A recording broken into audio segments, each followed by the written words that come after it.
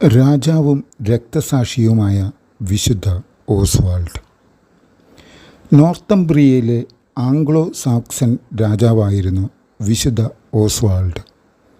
ഒരു തികഞ്ഞ ക്രിസ്തീയ വിശ്വാസിയായിരുന്ന ഓസ്വാൾഡ് രാജാവിനെക്കുറിച്ചുള്ള വിവരങ്ങൾ ചരിത്രകാരനായിരുന്ന ബെഡയിൽ നിന്നുമാണ് അറിവായിട്ടുള്ളത്. തൻ്റെ പ്രജകളുടെ ക്ഷേമത്തിന് അവരെ ദൈവത്തിൻ്റെ ആത്മീയമായ രാജ്യത്തിലേക്ക് കൊണ്ടുവരികയല്ലാതെ മറ്റൊരു മാർഗവുമില്ലെന്ന് നന്നായി അറിയാമായിരുന്ന വിശുദ്ധൻ അവരോടൊപ്പം നിത്യമഹത്വം പ്രാപിക്കുന്നതിന് അക്ഷീണം പരിശ്രമിച്ചു. ആ സമയത്താണ് ക്രൂരനും സ്വേച്ഛാധിപതിയുമായ കാഡൊല്ല നോർത്തംബ്രിയൻ പ്രവിശ്യകളിൽ തൻ്റെ ആക്രമണം അഴിച്ചുവിട്ടത്. ഭൂരിഭാഗം പ്രദേശങ്ങളെയെല്ലാം കത്തിച്ച് ചാമ്പലാക്കുകയും മുഴുവൻ ആളുകളെയും അദ്ദേഹം വാളിനിരയാക്കുകയും ചെയ്തു. അതേ തുടർന്ന് വിശുദ്ധ ഓസ്വാൾഡ് തന്നാൽ കഴിയുന്ന സൈന്യത്തെ ഒരുമിച്ച് കൂട്ടുകയും യേശുവിൽ ആശ്രയിച്ച് ശക്തനായ ശത്രുവിനെ നേരിടുന്നതിനായി ഇറങ്ങി തിരിക്കുകയും ചെയ്തു. ഡെനിസ് ബേൺ എന്ന സ്ഥലത്ത് വെച്ചാണ് അദ്ദേഹം തൻ്റെ ശത്രുക്കളെ നേരിട്ടത്.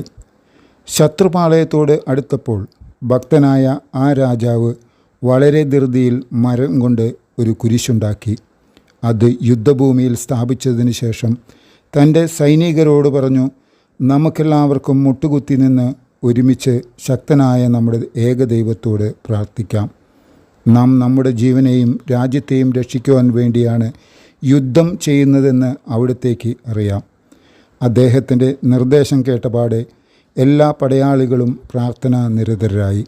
കാരുണ്യവാനായ ദൈവം കാഡൊല്ലയുടെ വലിയ സൈന്യത്തിന് മേൽ അത്ഭുതകരമായ രീതിയിൽ വിശുദ്ധൻ്റെ സൈന്യത്തിന് വിജയം നേടിക്കൊടുക്കുകയും ആ യുദ്ധത്തിൽ കാഡൊല്ല കൊല്ലപ്പെടുകയും ചെയ്തു. വിശുദ്ധൻ കുരിശു നാട്ടിയ ആ സ്ഥലം പിന്നീട് ഹെവൻ ഫീൽഡ് എന്ന പേരിലാണ് അറിയപ്പെട്ടത്. ബെഡേയുടെ അഭിപ്രായത്തിൽ അതിനു മുമ്പ് ബെർണീസിയൻ രാജ്യത്ത് ഒരു ദൈവാലയമോ കുരിശോ ഉള്ളതായി അറിവില്ലായിരുന്നു. ഈ കുരിശ് പിൻകാലത്ത് വളരെയേറെ പ്രസിദ്ധമായി. ഈ കുരിശിനെ ചുറ്റിപ്പറ്റി നിരവധി അത്ഭുതങ്ങൾ നടക്കുകയുണ്ടായി. ബെഡെ വിശുദ്ധൻ്റെ ജീവചരിത്രം എഴുതുന്നതിന് മുമ്പ് അവിടെ ഒരു ദൈവാലയം ഉയർന്നിരുന്നു.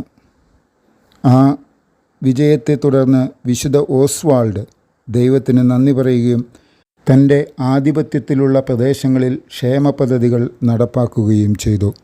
കൂടാതെ ക്രിസ്തുവിനോടുള്ള ഭക്തി ആ പ്രദേശങ്ങളിൽ പ്രചരിപ്പിക്കുകയും ചെയ്തു. അതിനായി തൻ്റെ സ്ഥാനപതികൾ മുഖാന്തരം വിശുദ്ധൻ തൻ്റെ രാജ്യത്തേക്ക് ഒരു മെത്രാനെയും സഹായികളെയും അയക്കുവാൻ സ്കോട്ട്ലാൻഡിലെ രാജാവിനോടും മെത്രാന്മാരോടും ആവശ്യപ്പെട്ടു. ഹിജിലെ പ്രസിദ്ധമായ ആശ്രമത്തിൽ നിന്നും എത്തിയ സന്യാസിയായിരുന്ന ഐഡാൻ ആണ് ഇതിനായി തിരഞ്ഞെടുക്കപ്പെട്ടത്. ഐഡാൻ്റെ സഭാകേന്ദ്രമായി ലിൻഡിസ്ഫാർണെ ദ്വീപ് വിശുദ്ധ ഓസ്വാൾഡ് വിട്ടു നൽകി. അയർലൻഡുകാരനായ ഐലാൻഡയുടെ ശുശ്രൂഷകളും പ്രബോധനങ്ങളും വിശുദ്ധ ഓസ്വാൾഡ് തന്നെയായിരുന്നു മറ്റുള്ളവർക്ക് തർജ്ജമ ചെയ്ത് വിവരിച്ചു കൊടുത്തിരുന്നത്. വിശുദ്ധൻ തൻ്റെ ഭരണപ്രദേശങ്ങളിൽ നിരവധി ദൈവാലയങ്ങളും ആശ്രമങ്ങളും പണികഴിപ്പിച്ചു. നശ്വരമായ തൻ്റെ രാജ്യം ഭരിക്കുന്നതിനൊപ്പം തന്നെ അനശ്വരമായ രാജ്യത്തിനു വേണ്ട ആന്തരികമായ തയ്യാറെടുപ്പുകളും വിശുദ്ധൻ നടത്തുന്നുണ്ടായിരുന്നു. വളരെ വിശാലമായൊരു സാമ്രാജ്യത്തിന് അധിപതിയായിരുന്നു വിശുദ്ധനെന്ന് ബെഡെ രേഖപ്പെടുത്തിയിരിക്കുന്നു. ഹിജിലെ ആശ്രമാധിപൻ വിശുദ്ധനെ ബ്രിട്ടനിലെ ചക്രവർത്തിയായിട്ടാണ് വിശേഷിപ്പിച്ചിട്ടുള്ളത്. അത്ര വലിയ രാജാവായിരുന്നിട്ട് പോലും വിശുദ്ധൻ തൻ്റെ എളിമ കൈവെടിഞ്ഞിരുന്നില്ല.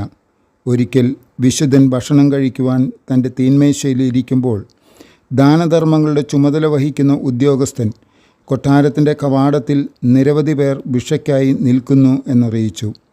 ഉടനെ തന്നെ വിശുദ്ധൻ ഒരു വലിയ വെള്ളിപ്പാത്രത്തിൽ നിറയെ വെള്ളമെടുത്ത് കൊടുത്തിട്ട് അതവർക്ക് വീതിച്ചു കൊടുക്കുവാൻ പറഞ്ഞു. ഏതാണ്ട് 8 വർഷത്തോളം വളരെ നല്ല രീതിയിൽ വിശുദ്ധൻ തൻ്റെ രാജ്യം ഭരിച്ചു കഴിഞ്ഞപ്പോൾ മെർസിയായിലെ വിജാതീയ രാജാവായിരുന്ന പെണ്ട വിശുദ്ധൻ്റെ പ്രദേശങ്ങളിൽ ആക്രമണം അഴിച്ചുവിട്ടു. വിശുദ്ധൻ്റെ അമ്മാവനും ദൈവഭക്തനുമായിരുന്ന എഡ്വിൻ രാജാവിനെ വധിച്ചതും പെൻഡ തന്നെയായിരുന്നു. വിശുദ്ധ ഓസ്വാൾഡ് ഒരു ചെറിയ സൈന്യവുമായി പെൻഡായെ നേരിടുകയും ആ യുദ്ധത്തിൽ വിശുദ്ധൻ കൊല്ലപ്പെടുകയും ചെയ്തു. 642 ഓഗസ്റ്റ് 5 തൻ്റെ 38-ാമത്തെ വയസ്സിൽ മേസർഫീൽഡ് എന്ന സ്ഥലത്ത് വെച്ച് വിശുദ്ധൻ വധിക്കപ്പെട്ടത്. ലങ്കാഷയറിലെ മിൻവിക്കിലാണ് ഈ സ്ഥലമെന്ന് കരുതപ്പെടുന്നു. ശത്രു സൈന്യത്താൽ വളയപ്പെട്ടപ്പോൾ വിശുദ്ധൻ തൻ്റെ പടയാളികളുടെ ആത്മാക്കൾക്കു വേണ്ടി "ഓ ദൈവമേ, അവരുടെ ആത്മാക്കളോട് കരുണയുള്ളവനായിരിക്കണമേ" എന്ന് പ്രാർത്ഥിച്ചത് പിൻകാലത്ത് പ്രസിദ്ധമായ വാക്യമായി തീർന്നിട്ടുണ്ട്. ക്രൂരനായ പെൻഡ വിശുദ്ധനെ കൊലപ്പെടുത്തിയതിന് ശേഷം അദ്ദേഹത്തിൻ്റെ ശിരസ്സും കൈകളും മുറിച്ച് കോലുകളിൽ കുത്തി നിർത്തി. ഓസ്വാൾഡിൻ്റെ പിൻഗാമിയായിരുന്ന വിശുദ്ധൻ്റെ സഹോദരൻ അടുത്ത വർഷം തന്നെ അവ തൻ്റെ കൊട്ടാരത്തിലേക്ക് കൊണ്ടുപോവുകയും ശിരസ് ലിൻഡിസ്ഫർണായിലേക്ക് അയക്കുകയും അത് പിന്നീട് വിശുദ്ധ കുത്ബർട്ടിൻ്റെ ഭൗതിക ശരീരത്തിൻ്റെ കൂടെ അടക്കം ചെയ്യുകയും ചെയ്തു.